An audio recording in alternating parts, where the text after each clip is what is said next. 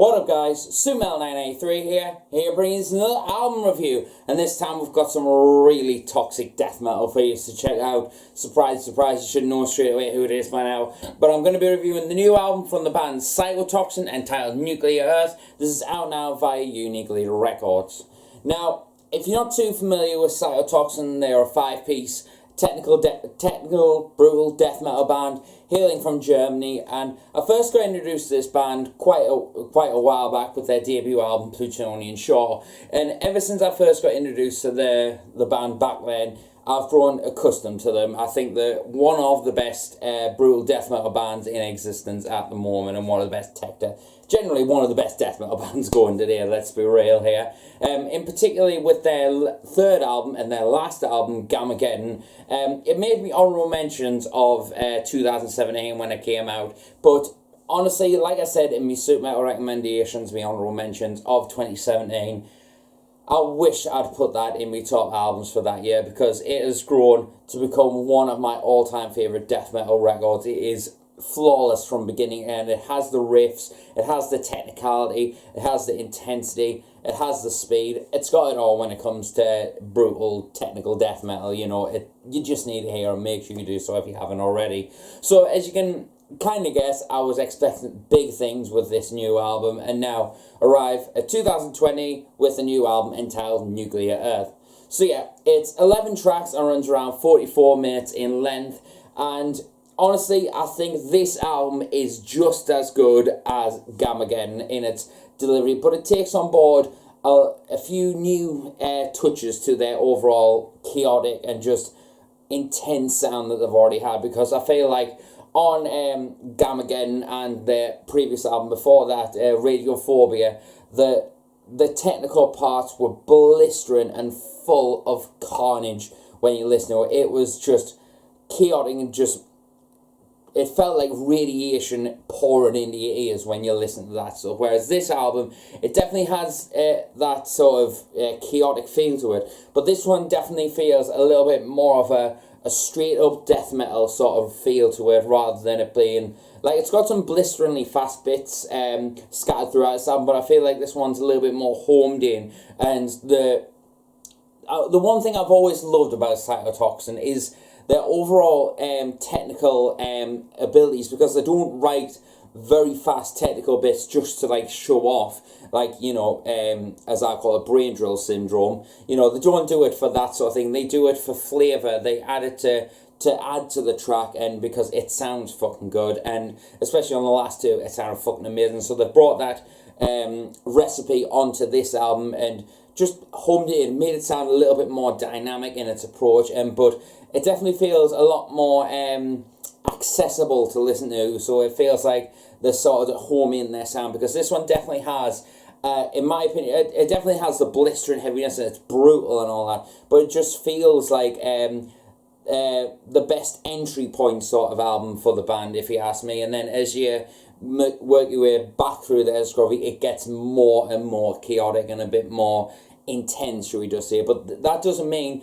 in any way, shape or form that this isn't an intense album, because this album is, I just can't stop listening to it. I can't stop listening to Gamageddon in general, but this album, I'm listening to it at the moment just as much, because I think that this album just fits so well following Gamageddon, because it just feels a little bit more refined, a little bit more accessible to listen to, you could say, but it is still brutal, barbaric, and just filled with radiation. It just burns your ears when you listen to it. Like when you hear this, those little radiation spikes on one of those meters, that's the literal music equivalent of that. You get scared when you listen to it, and this album, you get scared because it's so brutal, yet it still sounds very enjoyable to listen to, because I feel like when you find a death metal record that's intensely brutal and makes you pull the sting face, makes you get into it as much, but then it puts a smile on your face, then you know you've hit a good number. And especially on Nuklearth, it definitely hits that, especially when the first moments kick in with Atom, you could say. It's meant to be like Atom with a B at the end, you know, Atom. Yeah. Yeah, that is definitely one of my favourite tracks on this album. It's definitely a standout. I know it's like the opener, but it sets up the album beautifully because it reminiscence a lot to Gamageddon with that technicality and that brutal spectacle and the speed and intensity, especially on the first track and the second track and the third track.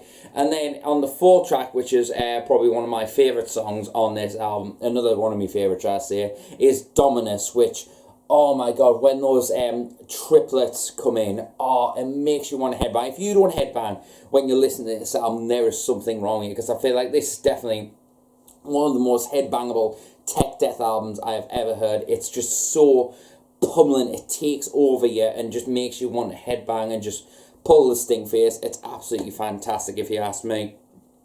Drowning Havoc is another incredible song. That one kind of has a bit of a chorusy sort of feel to it, with that chorus in the middle kind of like breaking it up. It really has a really nice key factor to it, if you ask me. And then another track that I would definitely point out is Soul Harvester. Now there is a few guest spots on this album. This is the first one that features Elliot of Beneath the Massacre. Now, don't get me wrong, I'm so happy that Beneath the Massacre has come back, and their new album, Fearmonger, I think it's called.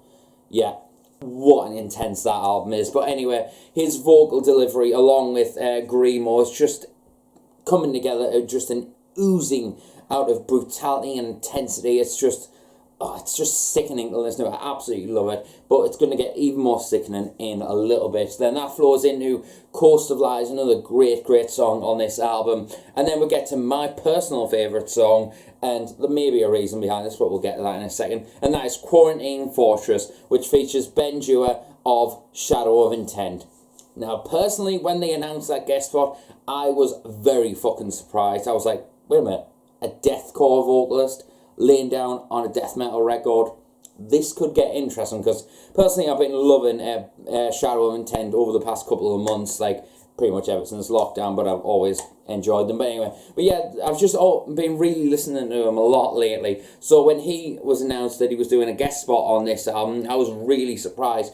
But the kind of duet thing that they've got going on between Grimo and Ben, it just sounds like menacing as fuck. Like, I absolutely love Ben's vocals. He's, in my opinion, one of, if not the best deathcore vocalist in the game right now. And Grimo is just an absolute menacing vocalist with his gut-wrenching vocals. And them two together just is a recipe for just disgusting value, man. Just absolute disgust. It's absolutely amazing. Make sure you check out that song. I can't fault it in any way. Definitely one of my favourite songs that I've heard so far this year. And then there's a little kind of like interlude, sort of like a spoken word thing called Dead Zone Anthem, which features Alexei, and I can't pronounce the project that he's part of off the top of my head. But yeah, that little segment just kind of breaks up the album, and it goes into one of the most epic sounding songs of this album, which is the title track, Nuklearth.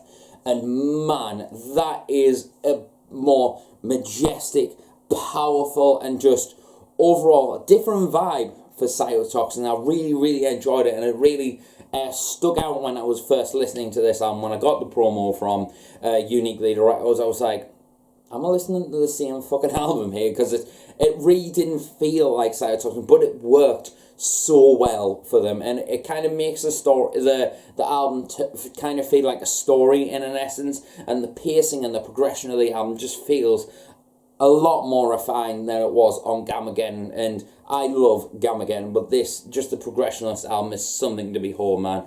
And then the outro, Mors Temporis, I believe how it's, or Temporis, I'm not good at pronunciation, as you know, features Tommy from Virulent Depravity, sorry, my bad. Yeah, I love that band, by the way, Virulent Depravity. Yeah, I'm no good at pronunciation. Surprise, surprise.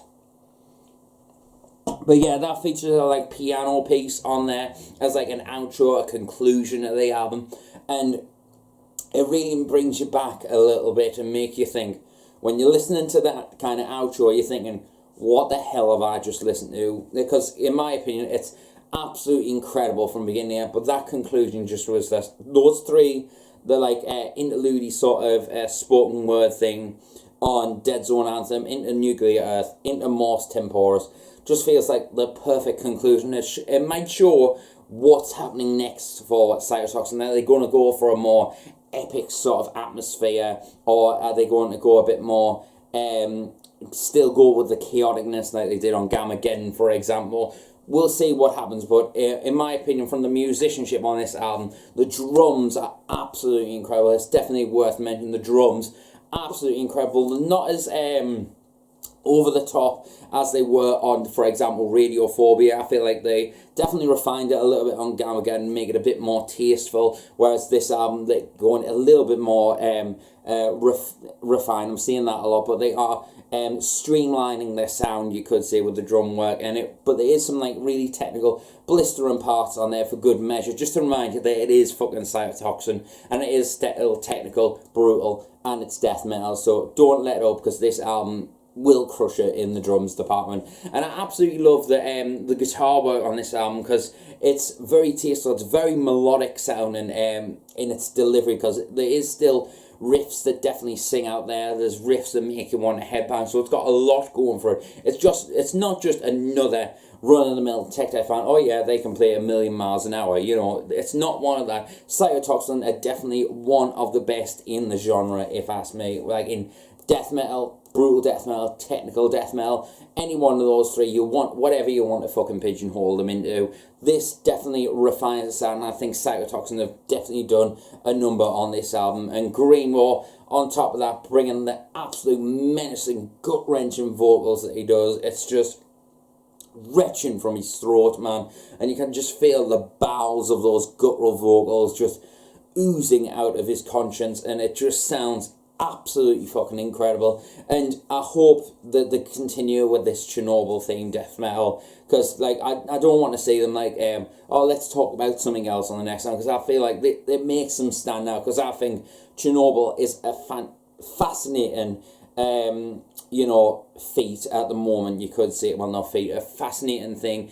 in history, and I'm always interested to see how Cytotoxin kind of turns that into lyrical content, and this one's lyrics are absolutely incredible as well. A fantastic effort from Greenwall, done an absolutely incredible job, and Cytotoxin have done absolute wonders with this album. So if you want some intense but incredible, brutal, technical death metal to listen to in 2020, then look no further than Cytotoxin with Nuklearth. Absolutely incredible stuff. For an overall score, though, I'm going to give this a solid 9 out of 10. Absolutely incredible album, and something that you definitely need to hear.